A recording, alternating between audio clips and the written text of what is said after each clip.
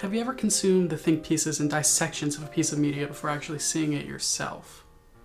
I've seen a good amount of Jenny Nicholson and Elise Easy videos on films, books, fan fiction, a lot of things that I have no intention of reading or watching myself.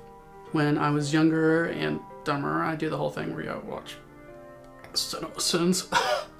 Sometimes those dissections bleed into the soul of a piece, and I assume that's what it is.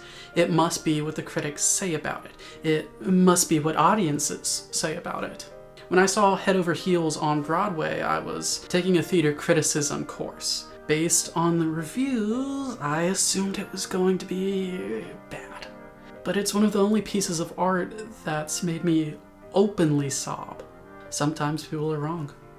Sometimes you have to see things yourself. Every now and then I eat a film, a play, a manga, and I'm taken by the utter lack of media literacy. These are what ingredients it contains, say the sommeliers. But then you look at the wine and no, it doesn't contain those ingredients. There's maybe a vague taste of it. The Menu is a 2022 horror film directed by Mark Mylod.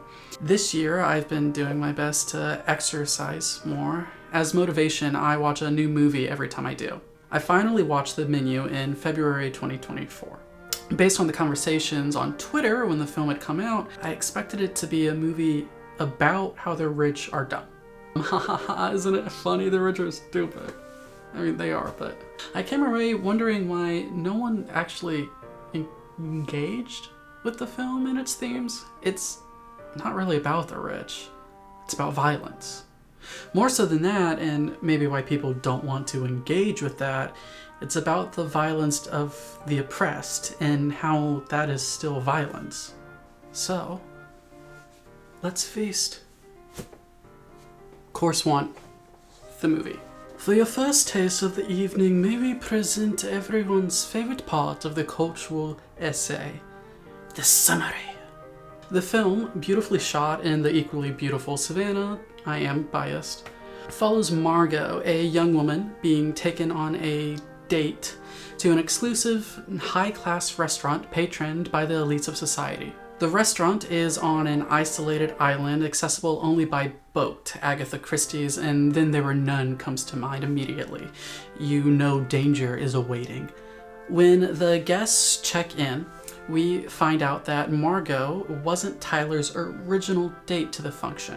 The group of diners are taken on a small tour of the island. The workers of the restaurant live and breathe their work. They spend long days preparing ingredients and raising livestock. They sleep together in communal space. Their leader, Chef Slowick, has his own house off limits to all. They get to the restaurant and sit to eat.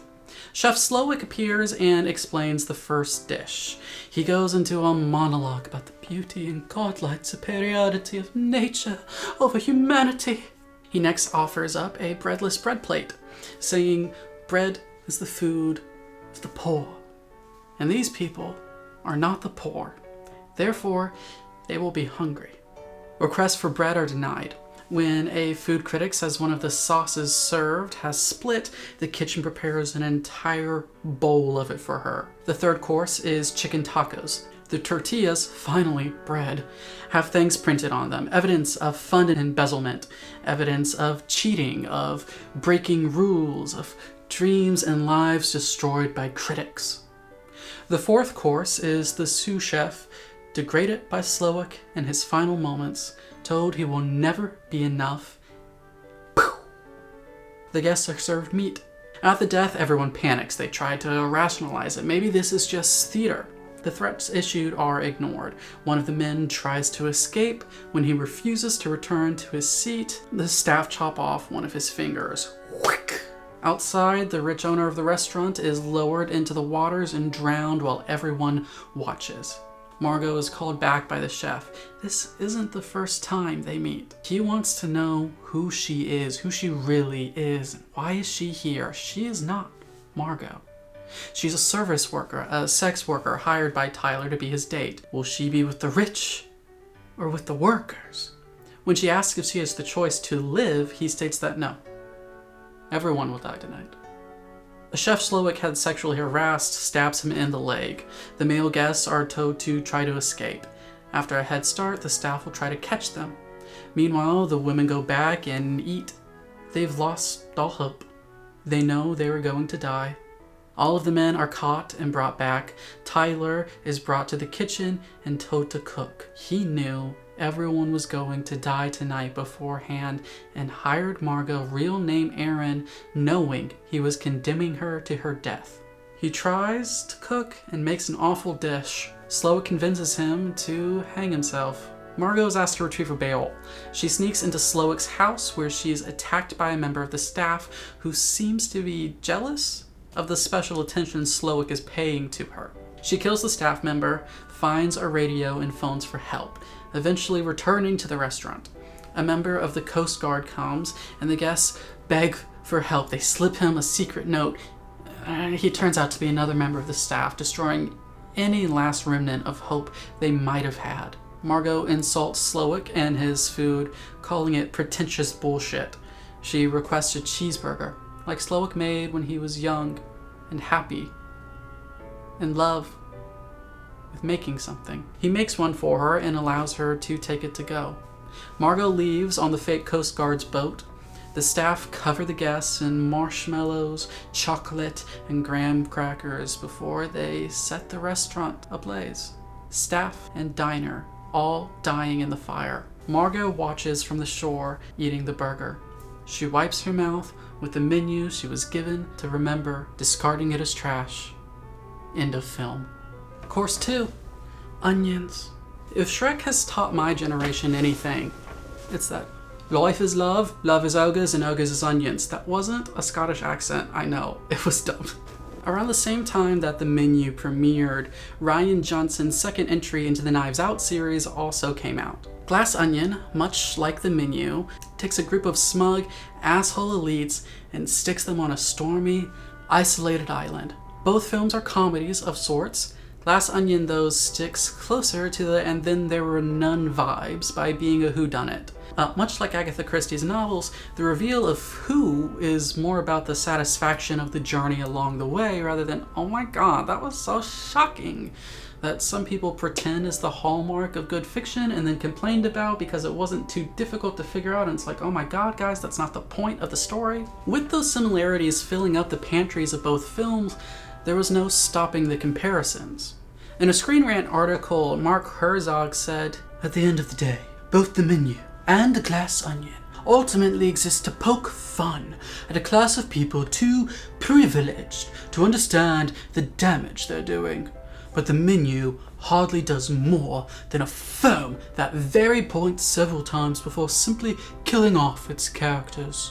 By contrast, Glass Onion draws direct parallels to specific influencers, self-branded disruptors, and corporate giants of current times, highlighting the distinctly modern ways they go about hiding behind the appearance of innovation and insight, and respecting its audience's inherent and informed perception of its targets. The movie has a far easier time scoring laughs along the way." In her review of the two for the Huffington Post, Candace Frederick criticized both films at once, saying, "We have reached an awkward point in pulp culture when roasting the rich on screen or even simply attaching the obscenely descriptor to this elite segment of the population is considered a satisfying enough rebuke of corrupt capitalism that favors white people above all others. Add a kooky murder, an A-list cast, and bone-dry humor, and you might even have yourself a blockbuster," though she later commends them for being very entertaining. She further says, "There's even a tasty excitement that comes from the expectation that these rich characters will surely get some sort of comeuppance. But as superior the rich films have shown us, we should also come to understand and maybe even properly detest the landscapes that propped them up in the first place. Kimber Myers examines the two together, along with Triangle of Sadness, a film I've yet to see but will eventually, in an article for Mashable. She says, of the three films, "We don't feel jealousy of their successes. It's righteous anger at the unfairness and how they achieved it, and delight of their fall from grace. The consequences they suffer in these films feel like the world is beginning to right itself, a triumph seemingly impossible off-screen." So obviously Glass Onion and The Menu are telling the same story, right? And it seems to be consensus that at least one of them doesn't deliver its message particularly well. If The Menu has a oniony taste, then surely it must be of the same ingredients, attempting a near-identical dish. But it's not. Until I watched the film, most of my ideas of it had come from Twitter. There were people talking about it in comparison to Glass Onion. People were discussing Star Wars and/or. Some of the leftist discussion was that Hollywood was telling vaguely anti-capitalist stories because capitalism consumes everything it touches in order to sell it, including its own opposition. So of course, given the consensus, I assumed going into the film that this would be a movie with an eat the rich message. I expected it to be a more shallow telling of that urge in society than Glass Onions. So I was incredibly surprised by the actual film. Course 3. Violence. In her video Envy, ContraPoints examined the film Us by Jordan Peele. Natalie rejects the idea that it's a film about the working class. If it was a movie about the working class, then the working class would be able to speak human languages and would not be scary monsters who make animal sounds and stagger around like zombies. Let's take that basic premise and apply it to The Menu. If this is a movie about eating the rich, then it makes sense to make that into a literal metaphor. It makes sense, as Herzog's piece claims, to lazily have the rich be simplistic. It plays into audience expectation. Cloying, cruel, vapid. But are they the antagonist of the film? No. Margot is the protagonist, and as Herzog notes, the only normal person. Tyler paid for her to die, so he's her enemy. One of the rich men was a client of hers who once asked her to pretend to be his daughter, so he's her enemy in a way. But she doesn't know most of these people, and they don't really interact with her. Who does she clash with the most often? Chef Slowik. In the Knives Out films, besides the fun, goofy Daniel Craig detective, we get our young, innocent, non-wealthy female protagonists. They're directly antagonized by the rich characters. The rich characters are almost all cruel to those women as well. We make fun of the rich. The rich receives a comeuppance, and that comeuppance is a result of how they treat the main character, our normal person girl. In The Menu, Chef Slowik is the antagonist. He's the threat to Margot. He's who she butts heads with and must overcome. If this was a movie about eating the rich, why are the ones doing the eating portrayed as a cult? The staff members working under Slowik live on the island, under his control. They obey his every word, and they stay away from the places they are told to stay away from. They live and sleep in close quarters that look to have no personal or private space. When the chef enters, when he claps, when he orders, they quiet, they move, and they kill on command.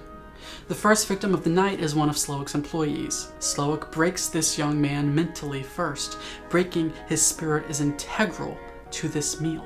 When the local Coast Guard man reveals himself to be another employee of the restaurant, it summons popular ideas of cults. Think of the horror show The Following. The cult is everywhere, waiting to commit violence. Who is it who tries to kill Margot? Tyler maybe brings her to die, but Slowik is the one who promises to end her life, despite knowing that she's there by mistake. One of his employees literally tries to kill her when she goes off script. To avoid death, Margot doesn't have to destroy the rich people around her, but must summon forth the humanity of the rebellion. If The Menu is about eating the rich, it condemns the act of eating itself. The film is actually about violence. Specifically, it's about so-called righteous violence, and how, contrary to what we might want to believe, our good violence is not good. It is not special. It is just violence. The revolution in this film comes up against a snag. There's an innocent in the mix. Rather than pausing their plan, changing their plan, or going out of their way to protect her in any way, shape, or form, they decide she must die alongside the rest of them. There is no escape from the violence, even if you're not an intended target. And their eagerness to wine drink blood, it doesn't matter whose blood it is. The message there is pretty easy to pick up on. Your violence will never contain itself. There is no material it cannot permeate. Your judgment will not turn you into a god who has self-control. Your bloodlust will always splatter the blood of innocents, of allies. Dan Olson of Folding Ideas once tweeted, "Anyone who yearns for violent revolution is garbage." In response to that tweet, many people tried to give Dan shit. How dare he critique the longing for violence? How dare he critique the dreams of the oppressed? How dare he question our holy need to feast on intestines? There's almost a religious devotion to the idea of revolution to some internet LARPers who call themselves leftists but aren't really. The revolution will come, we will win, and then things will be better. We will harm the enemies, the people who deserve to be harmed. In her video on justice, ContraPoint spends a long time talking about reactionary ideas of violent justice, which we all rightly mock. But she also points out that this reactionary tendency, the monkey brain pleasure response to violence, isn't strictly right-wing. It's an infection of humanity. She says, so this punitive, retributive impulse, no matter how righteous it feels, is still basically a situational form of sadism, of schadenfreude. The satisfaction of justice served is the pleasure we take in inciting or witnessing the suffering of someone who deserves it. Now the phrase deserves it is doing a lot of work here. And an infection it is. Reactionaryism isn't strictly right-wing. In the menu, a member of the suicide murder cult working for the chef looks at the innocent woman, the mistake, the one they didn't aim to kill but are going to kill anyway, and she attacks her. In the struggle that follows, Margot murders the woman. The revolution takes an innocent woman and doesn't merely threaten her life, it turns her into a murderer. They paint with blood and they stain other people's hands with it. In a negative review for Consequence, Sam Rosenberg writes, "The one element of the menu that gets close to capturing a very real, very pertinent observation about the dehumanization of essential workers. If only the writing didn't render that argument completely incoherent and moot by making Julian himself an enabler of that dehumanization, ruthless and clearly abusive toward his own staff." I think Rosenberg's problem with that moment is a misunderstanding of what the film is saying. Yes, Slowik is abusive and dehumanizing. That is the point. He's a strong man, a cult leader. He quotes MLK and twists liberatory language to support his own desire for vengeance. He is a sadist. He wants to inflict harm. That's all he cares about. And that's a message about the sadistic want to inflict harm on the right people. It's never really about the cause. It's about the want for blood. I did a video on Noah Schnapp and how people use the Palestinian liberation movement as an excuse to throw homophobic bigotry his way. Is homophobia suddenly leftist because it's deployed against the right people?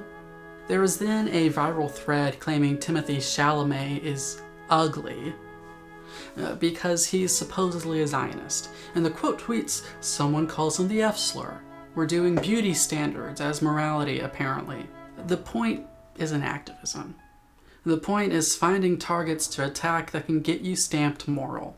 It's about evading critique. It's about feeling like a precious little angel for stabbing someone in the gut over and over again while they lie dying in your arms. Oh my God, cheer, you're famous. Isn't that what we all want? There are people who supposedly on the left who support the death penalty. For research for a play I wrote about debates on justice, I read Reddit threads full of people defending and cheering on the killings of the Romanov family, including the children. Guillotine memes have been quite popular. When you tell people it isn't okay to harm people, they ask, who are you to critique the oppressed?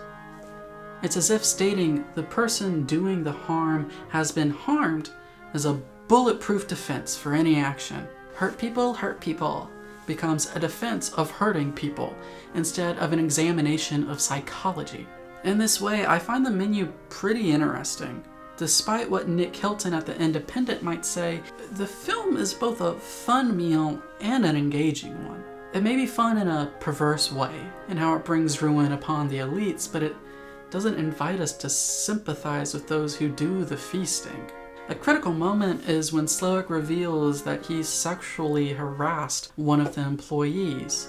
She stabs him in the leg. This is right before all the men are sent off on their little game of chase. I wondered about the chase. None of the men are harmed through it. They're all caught and all brought back to the die in the restaurant safely.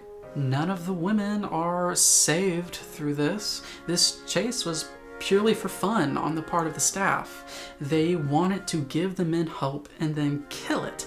They wanted to play a game. This was purely an experience in sadism, except for the connection to the harassed women. When the men all abandoned their female colleagues, their dates, their lovers, their fellow victims were shown clear gendered lines. Rich men still believe rich women are beneath them. They're not as important. With the reveal that Slowick harassed a female employee right before this, we see that sexism is not restricted to the bourgeoisie. The leader of the revolution is still a man. He can still inflict gendered violence upon his comrades. When the women ask that cook for help, try to build a bridge as women, she says she's the one who suggested killing them all in the first place. Hurt people. They didn't hurt her. But she needs blood. The Party for Socialism and Liberation, PSL, is a socialist organization accused of consistently covering up abuse by members and attacking accusers. I read through several documents accusing the organization of mishandling allegations and documents accusing members of abuse.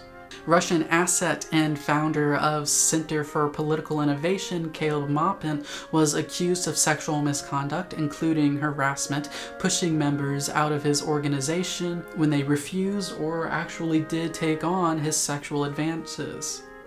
Though I don't really care enough to read into it. Stalin has also been accused of having an affair with a teenaged girl. Stalinists regularly dismiss this idea, and maybe they're right, but its truth is kind of irrelevant to the point of the film here. PSL is still up and running. CPI is still up and running. People in love with Stalin are still up and running. You see it on the right too. Abuse is not a disqualification in a leader, unfortunately. The film doesn't lose meaning because it has Chef Slowick be an abusive man. It gains it. Abuses are glossed over and accepted if you pretend to have devoted yourself to the cause. Powerful people continue to exert their violences. They then turn their victims on others to exact their anger. And that way, you could even see him and the kitchen staff as analogous to Trump and MAGA, a misguided group sick with anger and violence that sees themselves as punishing the unwanted. Palate cleanser. Just very briefly, gonna go through the things and say, hi there. Like, comment, subscribe, do whatever the hell you want. I have a Patreon. You're more than welcome to sign up for that. You don't have to, but I would appreciate it a lot. I'm going to be posting videos early there. I give you a look into the behind the scenes of the creative projects that I'm on. Hopefully we get to talk a lot about art and all of that. And also I have a poetry collection coming out on February 27th. It's called Butterfly Snuff, and I would really appreciate it if you gave it a chance. It'll be in paperback with a paperback specific additional poem and on ebook. You can find it on Amazon. Course 4, soup. I hate soup. I find it often tastes as if it has like a grainy texture. It doesn't have a grainy texture, but it tastes as if it does, so I don't like soup. Whenever I say that, people get confused. On October 14th in 2022, activists from Just Stop Oil threw tomato soup at Van Gogh's Sunflowers. I remember that day on Twitter. The discourse that was born out of it thoroughly annoyed me. According to an article on ArtNet by Joe Lawson Tranced, the group said of the incidents, "What use is art when we face the collapse of civil society? The art establishment, artists, and the art-loving public need to step up into civil resistance if they want to live in a world where humans are around to appreciate art." The same article says, one of the protesters said that, what is worth more, art or life? I remember Twitter was particularly annoying that day. The discourse played out along these lines, paraphrased. Person 1, I don't understand how this works as a protest. Person 2, it brings awareness. We all know about climate change, but you're talking about it again. The art world is just a money laundering scheme anyway. The art wasn't damaged, and if it was, who cares? Who cares? People who like art. Oh, so art is more important than humanity? Art doesn't have any meaning without humanity. You just don't want to do anything. You think art is meaningless. It's a distraction. I don't agree. Capitalist bootlicker. Soulless asshole. Infime. There's a long drawn-out conversation that convinced nobody of anything because no one on the internet cares about convincing anyone of anything, and no one ever changes their mind about anything. And based on the way they talk about protests, they don't really care about using those to convince anyone of anything either. Love that for us. The point, rather, is to antagonize each other endlessly while doing nothing. The results don't matter. All that matters is the fight. You have to keep fighting. Get bloody. I used to browse communist Reddit forums curiously. There were a lot of people who, when discussing labor, continuously called art a hobby. Everyone can have their hobby. It seems to a certain section of the left, just as with the right, art is not work. Artists are not workers. We're selfish, pointless existences, believing in copyright in any sort, asserting that we should probably know who made things, is bourgeois individualism.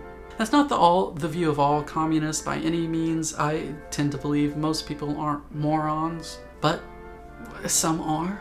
The question ultimately is, where does meaning come from? Is it inherent? Is it created only in the work? Is meaning a creation of time? Is it something vaguer or harder to understand? Well, that's idealism. And we can't have that, can we? In the menu, Chef Slowick tells the various guests why he's invited them that night and why he wishes for them to die. The food critic has caused several restaurants to close with her harsh reviews. Tyler, the foodie, is so obsessed with food that he has removed the art. The elderly couple pays no mind to Chef Slowick's art at all. He resents his mother. The actor signed on to a film that Slowick didn't particularly like. It wasn't just that he sold out to a supposedly lame movie in order to cash in a check. It was that Slowick spent some of his precious, well-off time watching that movie, and he felt like his time was wasted. Time theft. That's a sin worthy of death. Between this and the critique of the avant-garde fine dining pretentiousness of Slowick's dishes, Hilton's review in The Independent concludes, if the film's raison d'etre is to show up the vapidity of modern art, then it produces no argument better than itself, isn't it? Sure, it's funny the films send up a pretentious art, but it doesn't call it meaningless or vapid. That stupid fucking word that critics love. There's a lot of meaning. Through the island dish, we maybe get a taste for an ideology that's potentially behind the suicide cult, anarcho-primitivism. We have destroyed nature. We have created capitalism and suffering. Justice is the destruction of humanity and the return to the state of nature. To get there, we shall burn it all down, innocence included. I'm not too familiar with anarcho-primitivism, and I'm not going to argue that sort of extremism is common amongst them, but the basic idea sounds pretty idiotic, so I'm not going to look into it. It's dumb. But the film tricks us. Margot doesn't care about this sort of art. Because she's the normal person surrogate, we're invited to dismiss it as nonsense as well. The problem, though, if you take the eat the rich message from the film, like so many people have read into it, You have to assume the dishes are meaningful. That's the entire metaphor. Without the final beautifully shot moments of the s'mores, the movie and the cult have no purpose. But then you would have to admit there's a purpose to the film itself. You'd have to examine the text, and you'd realize what it's actually about. The violence of the cause. When you assume art is generally meaningless, you take quite seriously the art you consume. It suddenly becomes a dire investment. You're being selfish, after all. To then have your time wasted is to have a dagger stabbed into you. Suddenly, your taste is no longer your taste. A movie can no longer simply be outside of your tastes. It has to have an objective good or bad quality. Not only that, but to be bad, to be something you dislike, to not fill your belly is to be morally wrong. The artist who wastes your time has committed a sin. They are unclean. They are a sinner. They must be burned. Following the release of Madam Web, YouTuber and film critic Chris Stuckman put out a video discussing the film and, more specifically, the way Hollywood and studios treat writers and directors. Studio interference is his concern. It's clear that he doesn't think Madam Web was a well-made film or one really worth watching, but he also doesn't want to spend time bashing the creators. He doesn't find that worth his time. His comment section on that video is depressing. They are angry at him for not giving them what they want. A lashing. They call him a coward. They don't care for positive film reviews like it seems his channel is focused on. They want theater of the cruel. We need to see these people beheaded. Metaphorically, of course. What's interesting to me is that these people go on to say that there can't be growth without criticism, but they aren't asking for constructive critique. They're asking for excoriation. They don't want to be told how to avoid a trash fire. They want someone's face shoved into the flaming can. What's the point of reading reviews if someone isn't burning to death? There's an art to criticism. I'm most partial to personal reviews, ones that transform into meaningful bounties of insight into the critic's life and the world in which they live. This is how they responded, and this is why. This is the meaning they found, and this is why. A lot of people prefer reviews that drag things through the mud. It provides drama. Why tune in for Drag Race if someone isn't being an asshole? But don't you dare say that was mean. It's boring if it isn't mean, but we can't acknowledge when it's mean, or that would feel like we're being judged. This phenomenon of criticism, that getting a good dunk in is the most important thing, has stuck with me 2 times, mostly. One is a section of Lindsay Ellis's video, Why Is Cats?, where she shows all of the funny reviews of the 2019 movie musical adaptation. Those reviews are, of course, very funny. There's an art to a good dunk. I watched that film recently too, and the reviews didn't really capture it. The second time was when I saw Head Over Heels. I mentioned that at the start of this video. A reviewer for the New York Times, Ben Brantley, attempted one of those fun, sassy, negative reviews, and he was transphobic in it, of course. When we talked with the New York Performing Arts Library, they implied that they didn't get archival footage of the show because they have to make hard decisions about what to record. They have to make sure to get the important things, like a replacement coming onto a revival of My Fair Lady. A super important thing. So my camera just kind of stopped recording in the middle of that, so I have audio with no visual. So I'm gonna quickly redo that section on my phone, which has much better lighting. Yay, left that for me.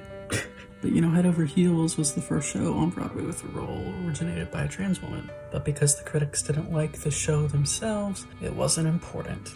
And it was only good for a dunk, which is what you want. You gotta get those clicks. I reject performative cruelty. I think it's dishonest. I think it worsens society. I reject the idea that artists are required to grow like thick skin so everyone can throw as many abuses at them and their work as they want. You know, there's a difference between critique and bullying, but a lot of people seem to only want the former, but they don't want to call it bullying, they want to call it critique. Of course, when we consume supposedly bad art, you know, time-wasting art, we get angry. We want it destroyed, we want the makers of it destroyed. I mean, how dare they? No one's allowed mistake.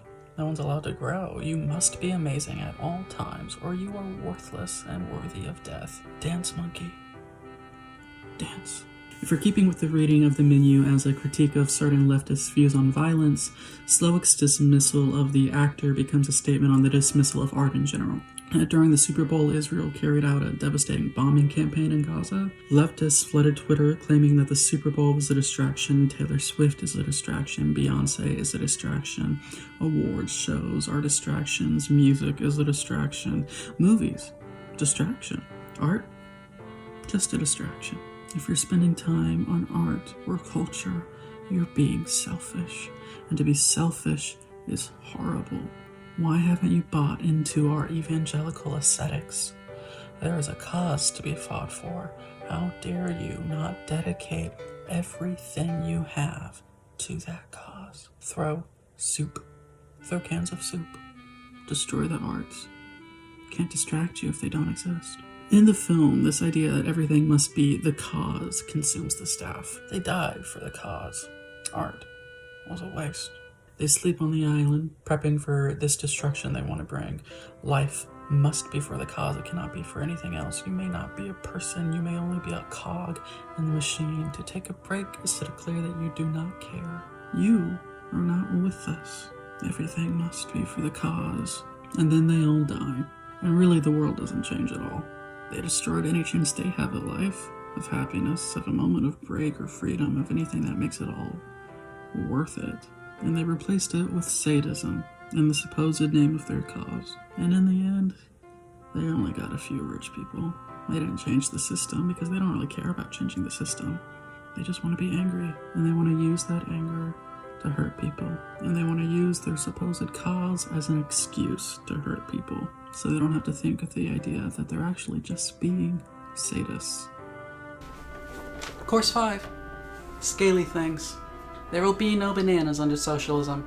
True socialists will not consume art when there are fights to be fought. To discuss anything else is evil. You may not spend a moment outside of it. When you do not agree with the cause, you sacrifice your humanity. Our violence will spare no one. We will harm the innocents who are nearby, and we will cause them to harm others. Return, children, return. The good days are centuries past us. Subsistence farming will save us. The death of technology will save us. There will be no global shipping. Immediately following the Hamas attacks on October 7th, some people rushed to defend every aspect of it. There are no innocent Israelis. Settlers are not civilians. The concert goers sinned by going to a concert on those lands. The children sinned by being born. The Roman elves were doomed by their blood. What did you think decolonization meant? Vibes? Essays? Why yes, if the Native Americans decided to commit atrocities, I would not begrudge them for killing me. That is their right. For a certain segment of leftist politics, liberation, the future, it has nothing to do with creating anything. It is not that there should be less suffering. Hurt people hurt people. No. Hurt people must hurt people. That's their right. They look at the scales of suffering and do not long to remove any of the weights. They want to balance the scales. The staff murders the rich, and the staff dies too. The death penalty must remain. The guillotine must remain. Heads must roll. It is not the boot that is bad. It is bad that I do not wear the boot. I think we fundamentally want to believe in our own goodness. We prefer films where the bad guys are monsters with no redeeming qualities, because then we can pretend evil is other. It's a sickness, a creature, a sin. Evil violence, that done by the oppressors, is deserving of hellfire. Benevolent violence, that done by the oppressed, is holy. It is good. It is done by humans against monsters. Humans injured by that violence? They must have been monsters in disguise. It's a child's understanding of morality. I think the reason it's hard for people to engage with the menu is our need to pretend that our violence is special. We will punish the bad guys, but we won't. Our violence is not special. Our violence is just violence. And that can be a pretty bitter pill to swallow. Sometimes the people we love aren't good. Sometimes the people we hate aren't bad. Sometimes the things that they do cannot be understood. Sometimes you'll get hurt by a friend. Sometimes you'll be healed by someone you can't stand. Sometimes we never see parts of their colors till the end. Some kings are cruel and some kings are kind. Sometimes evil turns noble with self-sacrifice. Sometimes the people we love walk away. Sometimes the people we hated are the ones that will stay. Some moms are good and some moms bend. Sometimes saints do things that could never would. Jesus, Jer Bear.